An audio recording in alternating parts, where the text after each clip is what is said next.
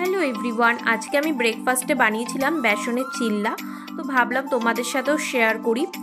যারা জানো না তারা ট্রাই করতে পারো, এটা কিন্তু খুব হেলদি, আর যারা ডায়েট করছো তাদের জন্য তো খুব ভালো একটা রেসিপি। ফার্স্টেই আমি বেসন নিয়েছিলাম, আর নিয়েছিলাম পেঁয়াজ, লঙ্কা আর নুন, আর পরিমাণ মতো জল দিয়ে একটা ব্যাটার তৈরি করে নিতে হবে, যাতে খুব ঘনও না হয় আবার খুব পাতলাও না হয়।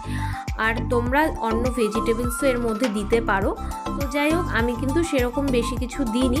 এবার আমি একদম সামান্য পরিমাণে একটু তেল দিয়ে নেব। তো দেখতেই পারছো একদমই অল্প একটু তেল দিয়েছি, তোমরা চাইলে এর থেকেও কম দিতে পারো।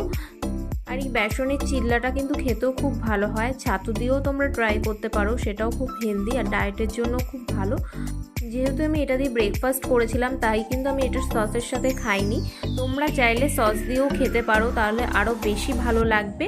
তো দেখো, চিল্লা কিন্তু একদম রেডি, আর খেতে খুব ভালো হয়। তোমরা অবশ্যই ট্রাই করো বাড়িতে।